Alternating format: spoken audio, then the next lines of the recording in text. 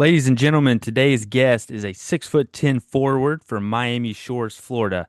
After going undrafted in 2025 out of Santa Clara, he's continuing to chase his NBA dream with the Birmingham Squadron, now Lake Town Squadron, the G League affiliate of the New Orleans Pelicans. It's Johnny O'Neal. How we doing, man? Thanks for joining me.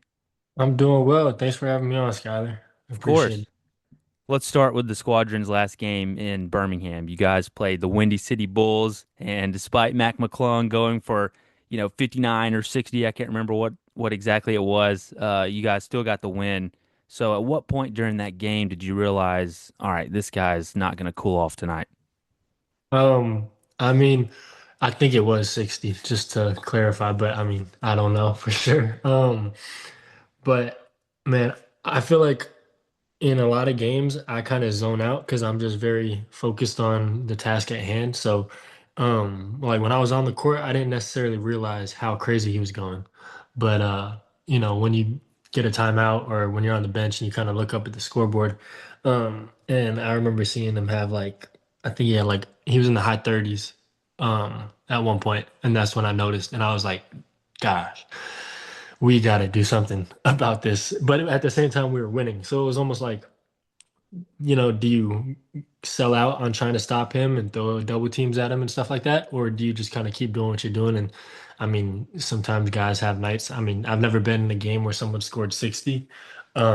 So it was a first for me, but um, like you said, we came away with the dub, which was what mattered. And but it was cool. And like you mentioned, it being the last home game in Birmingham. Although I mean I was only there for 5 months, it felt somewhat emotional after the game, especially when all the fans were lined up waiting to come down and get autographs for all of us or from all of us. But I think it was more so just realizing that you weren't going to be seeing the same employees every day. The security people, some of the operations workers that made the Birmingham Squadron what it was, that kind of started to hit, and it wasn't something that really crossed my mind beforehand, but um, it was a cool experience, and it was fun being a part of it. Um, so yeah, That was going to be my next question was, did it kind of soften the blow a little bit with Mac McClung scoring 60 that you guys still won? yeah. I mean, I didn't really, I guess, I don't know. I don't know if this is what you're supposed to say, but I didn't really care that much. I mean, we joked about it afterwards, just how he was um, scoring on everybody pretty much. Like we were throwing different schemes at him and whatnot, but like I said, he was just having a night. And yeah, I mean, winning definitely helped. And I think he missed like one or two free throws at the end of the game that helped us get the win. So those were the parts that I remembered. I know it was kind of rumored for a little bit beforehand, but what was your reaction when you first heard that the team was going to be moving from Alabama to Kenner, Louisiana? Um, Honestly, I was looking forward to it. Just, being in market with the Pelicans, I felt like was going to be an advantage for us on the team, just when it comes to getting looks, um, being around the main squad, having the front office, down the street, as well as just being in New Orleans. I mean, I spent a little bit of time in New Orleans last preseason. So I got to go around the city a little bit, but I always hear nothing but good things about this place. So I'm looking forward to getting to know it more and calling it home for this next season. Kind of last question with Birmingham. As you look back on, your 5 months that you spent in Birmingham, what did you think about the city? It surprised me. I didn't have much knowledge of Birmingham going into it. And when I showed up, I didn't realize how much of a city it was going to be. And, I tried to get out a little bit, check out the restaurants and the social scene or whatever was going on around the city. But what really surprised me was the surrounding areas and how beautiful it was. The mountains or I don't know if you can call them mountains, but like the foothills. And there were some cool places to go on hikes, some good trails in the surrounding area. So I was have nothing but positive things to say about Birmingham, as well as the food scene was great in my opinion. Had you ever been here before? No, no, I'd never been. The only time I'd been to Alabama actually was I've had a tournament in high school, and I think it was in Hoover. There's a big complex out there, I'm pretty sure. Yep. So I spent a couple days out there, but I mean that was back when I was like a junior in high school, so I wasn't really exploring too much. Yeah, yeah, I got you. For people who only watch the NBA, what's something that they probably don't realize about life in the G League? What's your, travel like, schedule like, day to day, all that good stuff? Yeah, I think I mean day-to-day stuff is pretty, it varies. It varies depending on the time of the year, of course. But like during season, this past year, we had our practices, we'd get our stuff out of the way in the morning, and we'd usually be done in the gym. We'd probably get there around 9.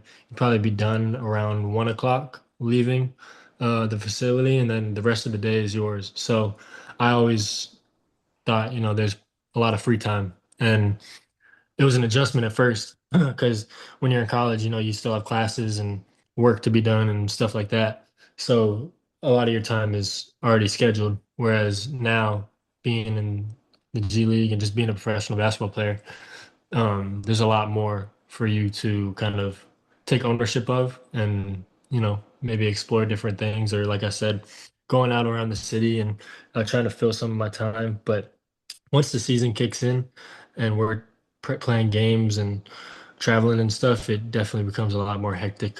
Um, Especially because I mean, when we travel, we're flying commercial, and the one thing about Birmingham um, was that mostly all of our trips we had to connect somewhere just because it's a small regional airport.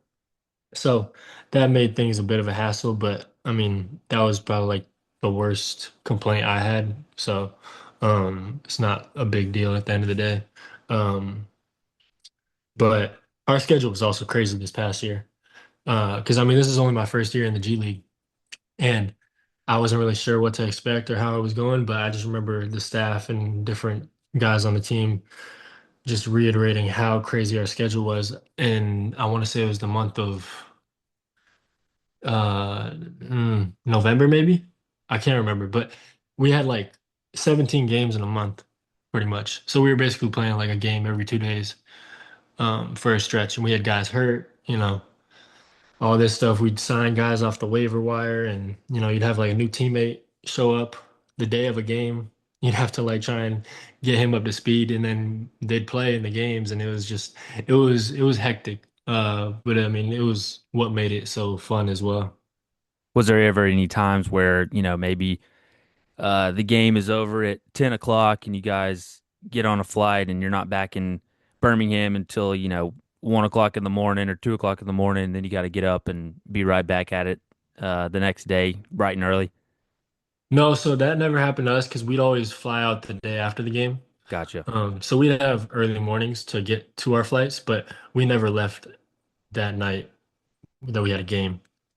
I So was that part always, was kind of nice. yeah, I was always curious about that if you guys stayed or if you went back.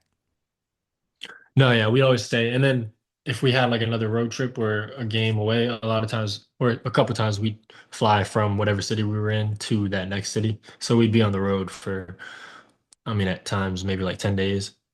A lot of fans think if you're not in the NBA, just go play overseas. But is it actually that simple? What are the biggest pros and cons in playing in the G League versus overseas? Yeah, I mean, I think overseas there's a lot of opportunities because so many countries have so many different leagues and there's, first division, second division, all the way down to probably like fourth division in certain places. Um, So there's plenty of opportunities to play pro. And what's funny is I was actually signed and basically like a week or two away from going overseas to play in England. I was going to go play for a club in Leicester. And it just so happened that another agent saw me while I was playing in a pro league in Miami. Shout out to Miami Pro League. I was playing with the Oakland Park Elite.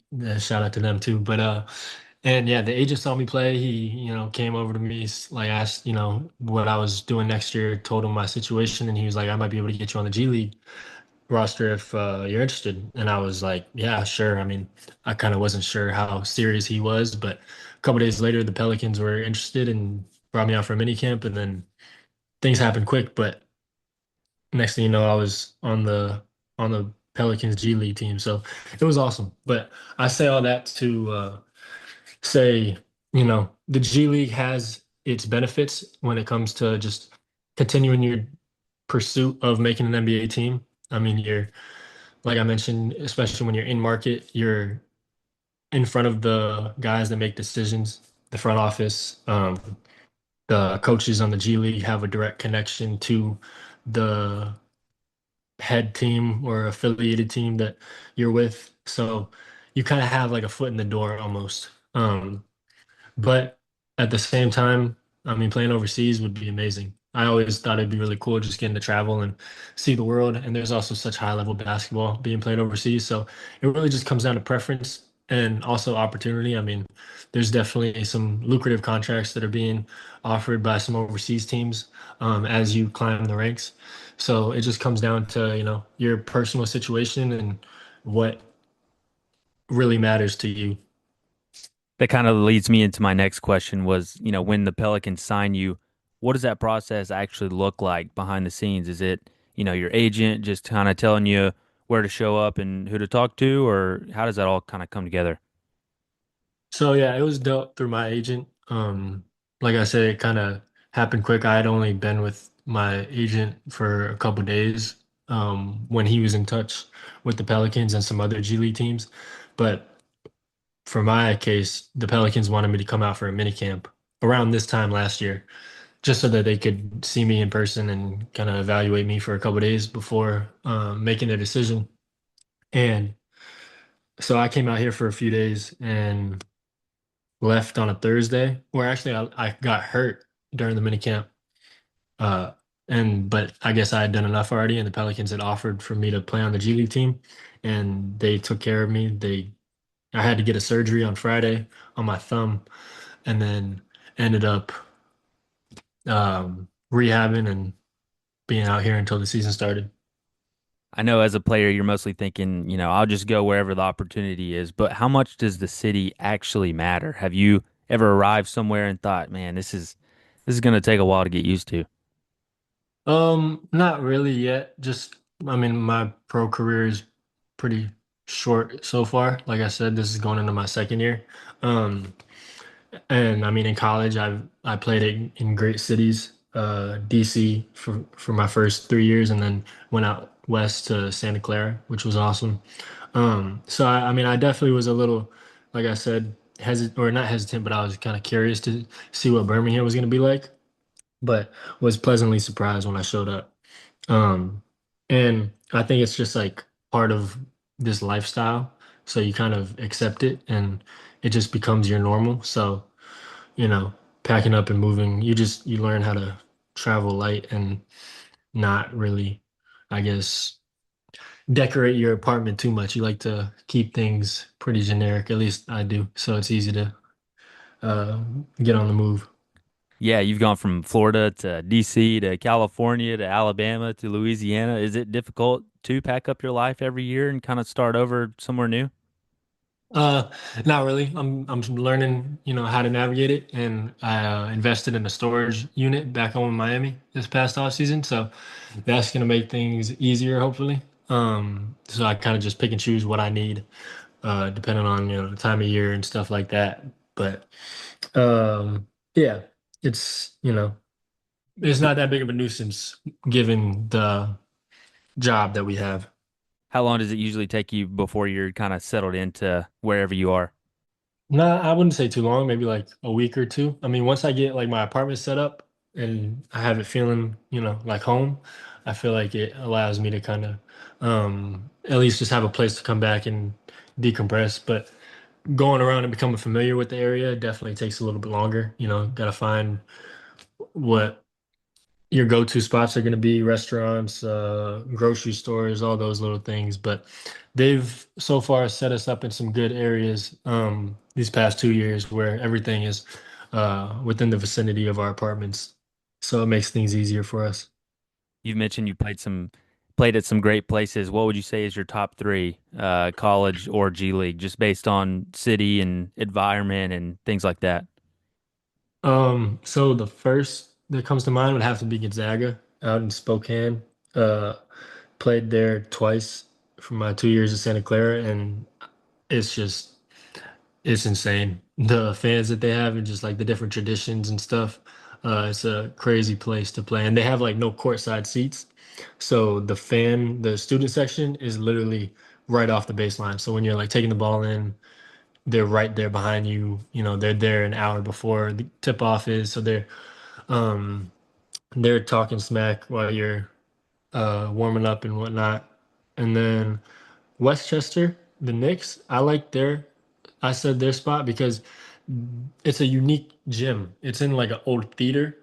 So it just feels like you're in New York. It's almost like you're playing in a Broadway That's cool. renovated theater. Yeah, it's pretty cool. And they also had a pretty good turnout when it came to fans. Um, and then a third team. Um, I'd say it was cool going to Mexico City this year, just because I had never been. And I mean, the arena was massive that we played in, but it also got a pretty good turnout. And it was pretty loud in there. And also, I mean, when you combine that with the altitude of playing in Mexico City, it was a tough place to play. I know you from our time together in Birmingham, and you're insanely tall. I don't think people realize that, there's tall and then there's professional basketball player tall. What's the most inconvenient part about being 6'10"? Um, I'd probably say flying, just especially in the line of work. I mean, they usually take care of us with our seats, getting us extra leg room, but um, in the off chance that you don't get one of those seats, flights are no fun. So I'd say just if you see a tall guy on your flight and you're sitting in front of him, just be cognizant of putting your seat back because sometimes it doesn't feel good on the knees. Small cars and that kind of thing, Yeah. probably not for you. Doorways. Just got to watch your head sometimes on different things that you wouldn't, I guess, necessarily assume people would have problems with. Well, Johnny, thank you so much for joining me today. I really appreciate it. Enjoy the rest of your off season and good luck this year. I appreciate you, Skylar. Take it easy.